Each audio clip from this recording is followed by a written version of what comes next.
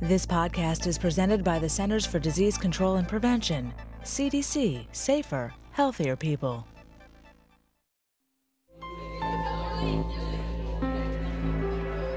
"16 school days. When other kids were getting on the bus heading to class, Mackenzie stayed home. 16 days. When other kids were learning math and English and playing at recess, Mackenzie stayed home. 16 days. When other kids were joking around in the cafeteria, forming friendships. Because of asthma attacks, Mackenzie stayed home. I was about to die, because I couldn't breathe at all. And so when that happened, I keep yelling, "Mom, Mom," because it didn't feel good at all. The breathing was very difficult for her. It was frightening. Her mother didn't like keeping Mackenzie out of class. She just didn't know if the school could respond to her child's asthma. Would they recognize the symptoms? Would they even take Mackenzie seriously if she said she couldn't breathe? And I think a lot of times they would question, if it was really an asthma attack or if she was just wanting to get out of class or something like that. How did missing so much school make Mackenzie feel? Left out because everyone else is doing it. They're moving on, and it feels like I haven't done anything at all. Charlotte Middle School student Clayton Kraft missed several days of school as well. It's really scary. When you can't breathe, it's really scary. No one at the school knew how to handle the attacks or what was causing them in the first place. It was very hard at first to get people to cooperate. They didn't understand how life-threatening it was for Clayton, that it literally shuts him down. What was happening? Why were students like Clayton and Mackenzie getting so sick? Why were they and so many students with asthma missing so many days of school? I think there was a great surprise around asthma as a leading cause of absenteeism. 10% of children and youth in the United States have asthma. So this is over 5 million kids in the US. And if you think about that in an average classroom, it'd be 3 students in every classroom of 30. Officials in Charlotte began looking for solutions. They decided what their school district needed were asthma-friendly schools. Having an asthma-friendly school means having a school that supports students with asthma and helps them better control their asthma. Charlotte Mecklenburg schools began using the American Lung Association's Open Airways program. Mackenzie was one of the first students to enroll. Really important is to make sure that students with asthma know what asthma is, how to manage it, what to do to keep their asthma under control. Every elementary school in our district teaches a class to students with asthma. A local respiratory therapist also comes into the school to do weekly checkups on the students with asthma. They're able to call us and say, "We're hearing something here. We're going to administer medication that she has there at school." This kind of case management, along with ensuring that students with asthma have immediate access to quick relief inhalers at school, are important parts of being an asthma-friendly school. And it has made a huge difference. And I can play with my friends, because when I was sick, I couldn't do it anymore. But for Clayton, asthma was affecting him not only physically, but emotionally as well. I was afraid to say that I had asthma because I didn't know if they wouldn't like me or if they would consider me weird. School nurse Glenna Cook decided the answer was education. All students, whether they have asthma or not, learn about airwaves, about medication, about triggers. Can asthma be cured? Raise your hands, yes. Can asthma be cured? Some exercises build empathy in the students who don't have asthma. Who can have asthma? Anybody. Anybody. Classes like these have been helpful in schools all over the country. And they have that disease called asthma. What you're going to do is you're going to close this in your mouth. You can only breathe through the straw. In Oregon public schools, for instance, teachers use a straw to help students without asthma understand how asthma feels. That's hard. They learn this is what it feels like when you're having an asthma attack. You want more air, you just can't get it. This demystifies asthma for students. It helps them realize that it doesn't make you strange or different or scary. I think like anything, once you understand it, you're not as scared of it. Back in Charlotte, nurse Glenna Cook has begun to see the payoff. While it once felt like it was just her looking out for the students, like Clayton and Mackenzie, she now has dozens of eyes watching out for them. That is great. That is teamwork, because then we can work together.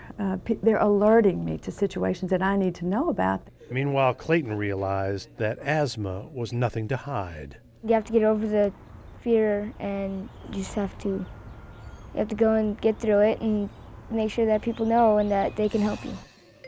But no matter how good his medicine, no matter how much support from the other students and staff he got, Clayton kept having problems with his asthma. Something at the school, an unknown trigger, was causing Clayton to have severe asthma attacks. There was so much anxiety just going to school on some days because worried what was going to happen at school. Working together, his parents, doctors, and the school discovered the problem. Aerosol sprays used by the school janitor and sometimes other students and teachers were behind Clayton's most acute attacks. One of the biggest challenges that we faced at school helping Clayton was to convince other students and teachers not to spray aerosol sprays in the classroom.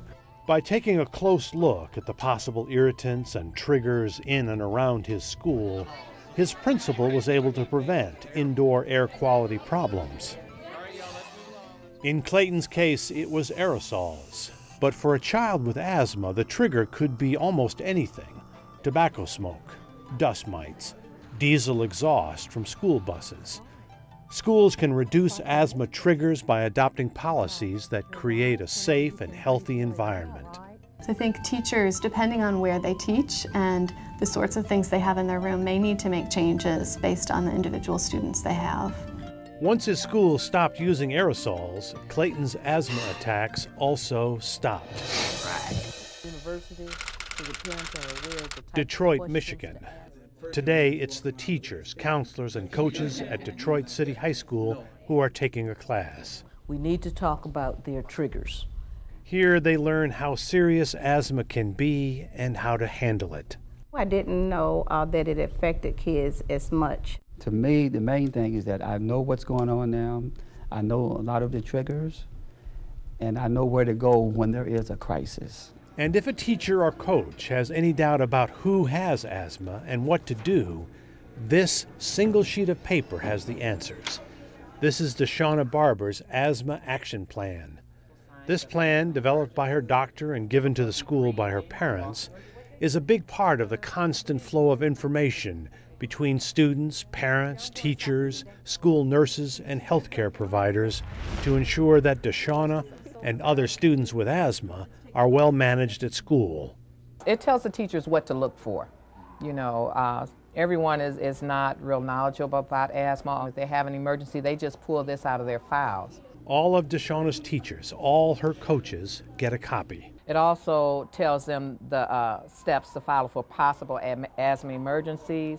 Tells them about looking for difficulty breathing, walking, talking, blue or gray discoloration of the lips or fingertips, failure of medication to reduce or worsen symptoms. Making sure students know where to go is also crucial. The school nurse is really a critical person in successful asthma management at schools. Hey, Deshauna. Hey, Deshauna, how you doing? If they have an episode at school, if they have a question about how to manage their asthma, if they're just feeling down about having asthma that day, there's a person they can talk to get help. To me, she's like another auntie. Really, like, if I ask her for something, she'll do it for me. And we'll sit down and talk, be friends or whatever. She's a nice person. Just like in Charlotte, the Detroit Public School District teaches students with asthma about their disease from an early age. What's the first part of our airway? Nose. Nose. But some of the classes are led not by adults, but by other students, high school students.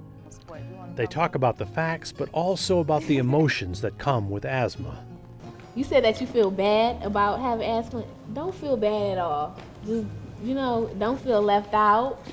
This program is called Easy Breathers.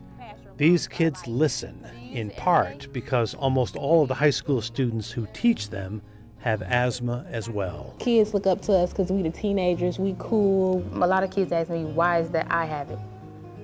I really can't even explain that, but the only thing I can say is you can't really change it, just make the best out of it. Some students with asthma have what's called exercise-induced asthma. Hard physical activity along with rapid breathing, particularly when the air is cold, can and sometimes does cause problems for them. But shutting them out of physical education class or other sports activities is not the answer. For students with asthma, it's really vital that they participate in physical activities. It's really important to exercise your lungs, whether you have asthma or not. Instead, physical education teachers need to keep an eye out for their students with asthma and be ready to respond when symptoms do happen. All this while promoting physical activity. If you have asthma and you need to get your inhaler, I would go to the office right now and get it because we're going to be doing our mile run today. Encourage and remind them to use their medication before and during activities when they need to. Give them extra time to warm up before starting any physical activity and extra breaks when they need them. Mackenzie not only participates fully in her PE class, but she takes karate lessons on the side as well. And Clayton found out he's a pretty good gymnast. You find out that